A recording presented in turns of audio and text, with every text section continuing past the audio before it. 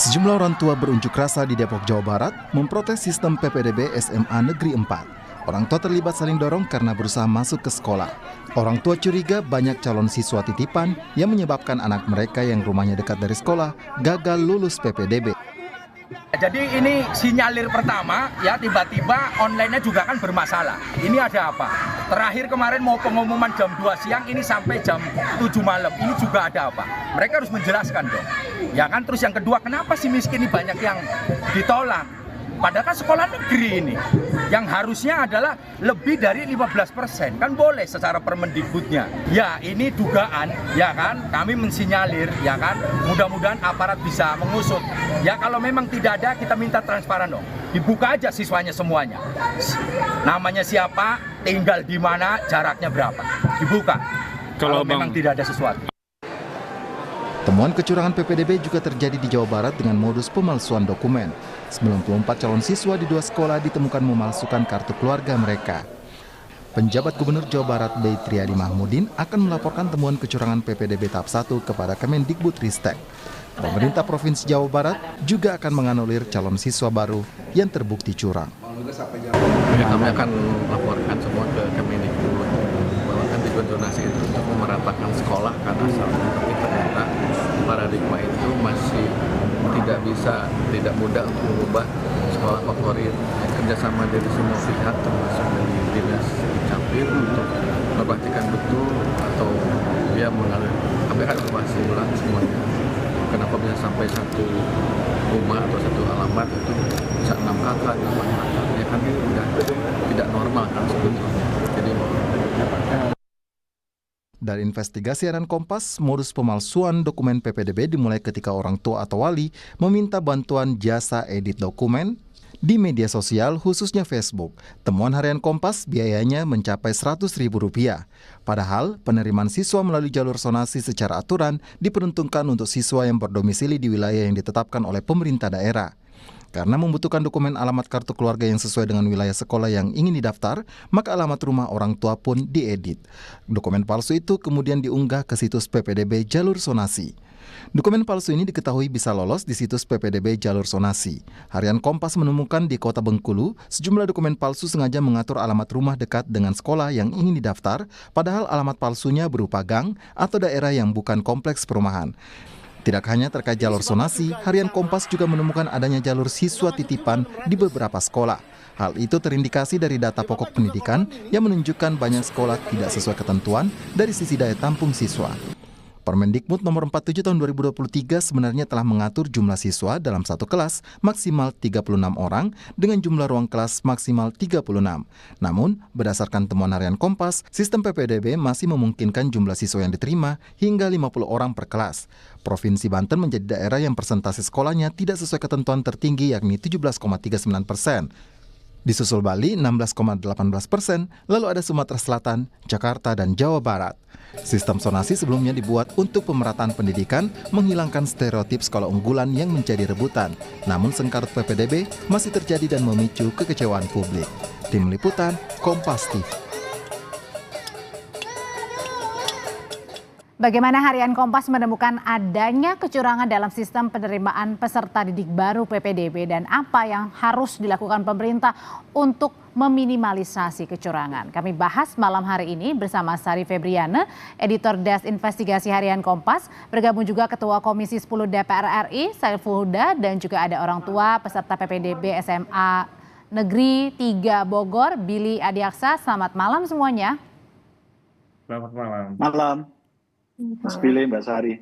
Ya, Mas Huda selamat malam juga, Mas Billy selamat malam, Mbak Sari juga selamat malam. Saya mau ke Mas Billy dulu deh. Mas Billy, jadi ini kan orang tua peserta PPDB SMA Negeri 3 Bogor nih, anak Mas Billy mau mendaftar tapi tidak lolos padahal jarak rumahnya dekat. Betul? Betul, Mbak. Gimana tuh ceritanya, Mas? Sebetulnya kami hanya sebagai orang tua hanya mendaftar seperti biasanya melalui PPDB online begitu. Semua prosedurnya kami penuhi, tahapan-tahapannya itu kami tunggu sekian lama dan berakhir kami mendapat keterangan bahwa anak saya tidak lolos begitu. Dan yang saya cek di jarak terdekatnya itu ada 50 meter, ada 70, ada 200. Dan saya pikir kenapa saya ke sekolah tersebut untuk mengkonfirmasi, karena saya pikir di situ di dekat-dekat sekolah itu hanya ada mall, eh, rumah makan, kantor perbankan, terus rumah-rumah yang besar ya, yang konotasinya itu bukan perumahan warga begitu. Jadi saya ingin ke sana itu kemarin hanya ingin mengkonfirmasi di mana 50 meter dari sekolah itu yang mana gitu. Jadi Ternyata ternyata ya tidak diberi ruang untuk kita berdiskusi lebih serius. Hanya jawabannya hanya sistem dan sistem aja. Jadi kita juga eh, apa ya, mungkin kami paham sistem yang dibangun oleh pemerintah begitu, tapi itu buat kami itu adalah tembok yang jadi sangat sampai besar. dengan sekarang Mas Billy sendiri bingung dong mau daftarin anak Mas Billy ini di sekolah mana? eh Insya Allah saya langsung mendaftarkan anak saya ke sekolah yang lain gitu, yang tentunya dekat dengan rumah. Eh, ada Mandua di situ. Kami mencoba, Insya Allah mudah-mudahan lolos. Kalau tidak pun ya terpaksa ke swasta yang terdekat di area rumah. Rumah ya. Oke, mungkin Mas Billy ini tidak seberuntung orang tua yang lain, Mbak Mari. Mbak Mari ini eh, punya cerita, punya investigasi bahwa Mbak Sari ini menemukan adanya dokumen alamat palsu yang sengaja dilakukan oleh orang tua untuk membuat anaknya bisa bersekolah di sana. Jadi temuannya itu dokumen palsunya kok bisa, Mbak Sari? Sampai orang tua bisa membuat dokumen alamat palsu itu? Ya ini ternyata buktinya lolos ya. Jadi orang tua gini, yang terjadi itu adalah selama 7 tahun PPDB ini, para orang tua itu dilanda kecemasan yang amat sangat, anaknya nggak dapat sekolah. If sekalipun mereka lokasinya itu cukup dekat, katakanlah di bawah 5 kilo ya dari sekolah, itu bisa ya, kita anggap kategori sebenarnya cukup dekat, apalagi kayak tadi Pak Billy ya, cukup dekat tapi bisa nggak dapat. Nah itu kecemasan yang melanda banyak orang tua saat ini. Mereka butuh kepastian anak saya bisa sekolah. Dan sistem yang seperti ini, mereka akhirnya terdorong untuk melakukan segala cara, trik ya semacam itu, untuk mengurangi kecemasan itu, untuk menambah kepastian bahwa anaknya bisa sekolah. Jadi yang kami temukan misalkan orang tua nih rumahnya dia sebenarnya jaraknya kurang dari 1 kilo, 800 meter dari sekolah sasaran. Tapi dia masih merasa nggak secure, ngerasa masih cemas. Jadi apa yang dia lakukan? Dia menggeser itu rumahnya itu ke rumah kontrakannya. Dia punya kontrakan gitu yang jaraknya lebih dekat lagi 200 meter. Karena dianggap kalau lebih dekat lagi itu akan mempermudah ya, lebih mempercepat gitu ya untuk penerimaan. Kansnya akan lebih tinggi. Akhirnya itu dia lakukan gitu loh. Dia menggeser rumahnya ke rumah kontrakan walaupun itu tidak ditinggali. Itu yang terjadi salah satu contoh ya. Terus ada contoh lagi yang akhirnya nekat bikin KK palsu. Yang dipalsukan itu adalah KK digital. Jadi KK fisik. Oke. Jadi KK fisiknya tetap asli.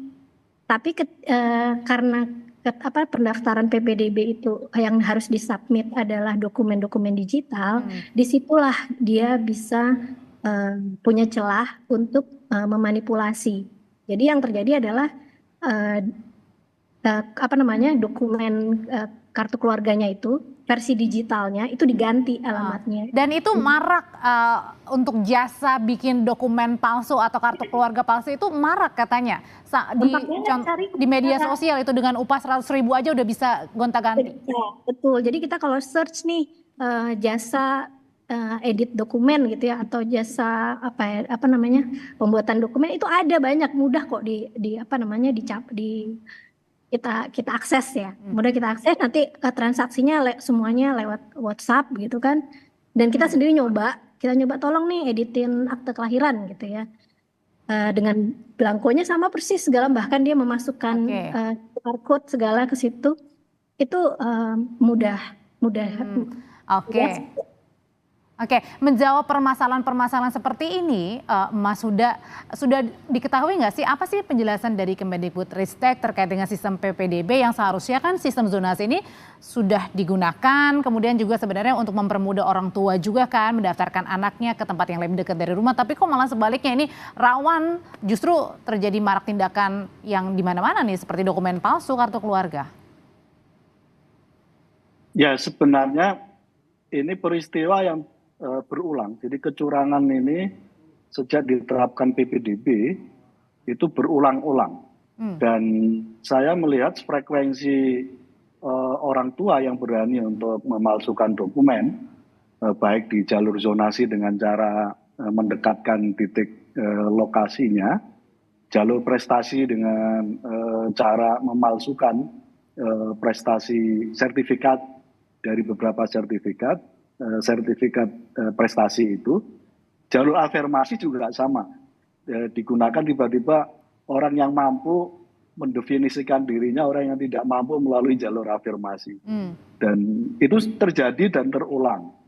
Dalam jangka pendek saya setuju ini harus ada tindakan tegas, Kemendikbud harus mengambil langkah, tidak hanya melakukan pengawasan jarak jauh, tapi harus berkoordinasi secara maksimal dengan dinas-dinas pendidikan di kabupaten kota. Sebenarnya kalau dari cara kerja jangka pendek itu yang paling mungkin dilakukan. Mas Huda, sebenarnya kalau dari cara kerjanya Kemendikbudristek sendiri, itu mereka mengecek nggak sih Mas, misalnya nih dokumen alamatnya ini benar nggak nih jaraknya 800 meter, benar nggak alamatnya di sini? Atau ya udah berdasarkan apa yang tadi dikirimkan via online ya sudah percaya saja gitu.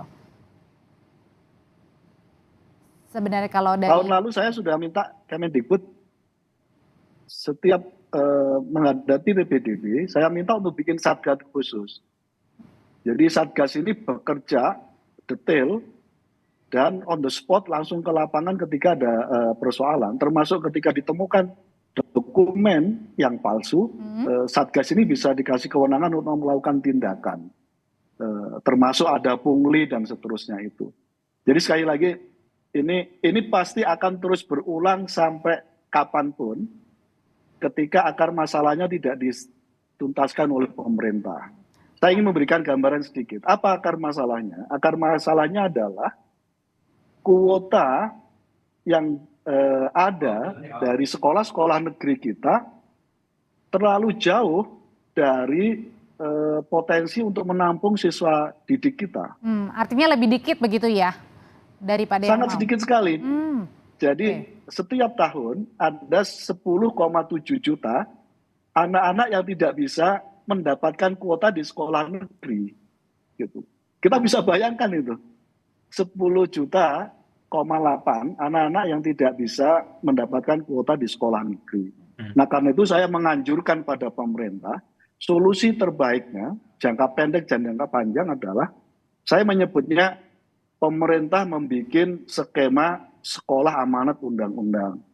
Apa sekolah amanat undang-undang itu? Yaitu sekolah swasta yang difasilitasi penuh oleh pemerintah, diperlakukan sama oleh pemerintah sebagaimana sekolah negeri. Oh, jadi bisa mengakomodir ya? Ya. Persis. Mas ini Huda, terjadi kan karena orang tua pengen sekolah negeri karena supaya biayanya murah. Ya, benar. Nah, ketika tidak masuk berarti sekolah swasta. Nah, sebenarnya permasalahannya bukan hanya pembuatan dokumen palsu nih, Mas Huda. Saya mau kembali lagi ke Mbak Sari. Jadi temuan di Harian Kompas itu bukan hanya terkait dengan penggunaan dokumen palsu, tapi juga ada jalur siluman. Silumannya kayak gimana tuh, Mbak? Betul. Jadi yang kami temukan, kita turunkan sebagai headline utama sebenarnya justru yang ini, yang jalur siluman. Jadi jalur ini itu terjadi justru setelah PPDB diumumkan selesai. Kan ada 4 jalur ya, afirmasi, zonasi, tadi terus prestasi dan perpindahan orang tua. Ada jalur kelima ini yang terjadi setelah PPDB diumumkan selesai. Nah, inilah jalur siluman. Jalur siluman ini terjadi betul kalau tadi Pak Huda sampaikan itu ada kaitannya dengan kuota. Jadi, kalau Permendikbud yang nomor 47 tahun 2023 itu kan ada batasan setiap kelas tuh berapa anak, berapa rombel per sekolah, ada batasan ya. Batas itu hanya 36. Nah, itu yang membuat sikut-sikutannya di situ. Batasannya sedikit, yang mau masuk banyak. Akhirnya, ketika PPDB sudah diumumkan selesai gitu ya, sekitar pertengahan Juli biasanya, itu sekolah akhirnya menerima desakan, tuntutan dari berbagai macam pihak, titipan-titipan, siswa-siswa titipan, supaya sekolah mau nerima anak-anak ini gitu. Padahal Bahkan siswanya itu tidak dalam kategori 4 itu, misalnya berprestasi atau jalur zonasinya dekat gitu, enggak. mereka udah gagal semua jalur itu gitu loh. Jadi akhirnya bermodal yaitu nitip, ada yang getok lewat misalkan oknum orang dinas, getok lewat aparat, bahkan ada juga maaf nih ya wartawan juga minta slot gitu kan, atau ormas organisasi massa yang mungkin selama ini agak ditakutin gitu ya. Nah itu getok lewat situ. Berarti ada berupa ancaman ataupun ada suap? Kami tidak menemukan suap. Jujur aja kita nggak nemukan ada suap ke pihak sekolah dari oknum-oknum ini ya. Tapi gini, yang kita pahami adalah orang di sekolahan, sekalipun itu seorang kepala sekolah, mereka ini pada relasi kuasa yang sebenarnya timpang dengan pihak-pihak yang mendesak ini ya. Sekarang kalau misalkan ditelepon sama anggota legislatif, anggota DPRD gitu, tolong ini terima nih, gini, bisa apa? Oke. Dia cuma kepala sekolah, harus Nggak bisa mikirin nolak gitu. juga ya, sulit juga kalau nolak. Iya, atau orang dinas, apalagi dinas, mereka kan ada relasi kuasanya jelas itu. Dan dinas itu kan bosnya, bisa dibilang. Itu Mas Huda, ternyata permasalahannya juga karena adanya relasi kuasa nih, titip-titipan nih dari jalur belakang. Ormas juga gitu. Wartawan, mereka takut sama wartawan tuh bisa nanti diberitain yang enggak misalkan. Dia jadi promo gini-gini, akhirnya ya udah kelimpahan. Jadi sekolah itu babak belur sebenarnya, sekolah sasaran tuh yang masih dianggap favorit tuh babak belur nerima titipan, akhirnya mereka ya udah mereka masukin tuh. Nah, apa akarnya sebenarnya? Akarnya itu adalah di sistem Dapodik sendiri yang dibangun oleh Kemendikbudristek. Jadi sistem Dapodik itu tuh masih nggak dikunci sama Kemendikbud. Kalau gitu saya tanyakan tentang sistemnya ke Mas Huda, gimana nih Mas? Secara teknis tidak ada di ruang kami memang. Jadi semestinya memang pada forum-forum begini Kemendikbud bisa hadir dan menjelaskan ke publik. Wah nggak bisa. Nah, sayangnya Kemendikbud nggak pernah hadir dalam forum-forum untuk menjelaskan kepada publik. Itu kita sayangkan. Nah karena itu kita minta pada forum yang baik ini pula, saya juga menghimbau atas nama Ketua Komisi 10, Kemendikbud sekali lagi harus hadir ketika persoalan yang sudah menaun ini dan belum ada solusi. Sudah hampir dan tadi Mbak Sari sudah nyampaikan salah satu pangkalnya adalah sistem Dapodik misalnya. Ya betul. Nah, dan ini berulang dari berkali-kali setiap kali PPDB semua orang menyatakan bahwa ada problem di sistem dan belum ada update perbaikan sampai hari ini dari pihak Kemendikbud. Oke, kalau dari ini kan tadi dibilang sama Mbak Sari ada akarnya dari sistem, kemudian juga tadi kalau dari Mas Huda bilang bentuk pengawasannya seperti apa. Nah tapi kalau dari Mas Billy kan sebagai orang tua nggak paham nih ya Mas sistemnya, yang penting anak saya bisa masuk. Sebenarnya yang ingin Mas Billy sampaikan kalau misalnya Kemendikbud hari ini dengar nih perbincangan kita, apa sih Mas keinginan supaya tahun depan nih kalau ada PPDB jalur zonasi lagi nggak ada nih kayak gini dipersulit? Iya Mbak, sebetulnya simpel Mbak. Zaman kita dulu itu kita berlomba-lomba agar paling pintar supaya kita bisa masuk ke sekolah favorit begitu. Artinya si anak ini dirangsang untuk pintar sehingga nilainya baik sehingga dia bisa diterima di sekolah-sekolah bagus gitu. Tapi sekarang ini pemerintah sedang merangsang orang tuanya supaya pintar mengakali.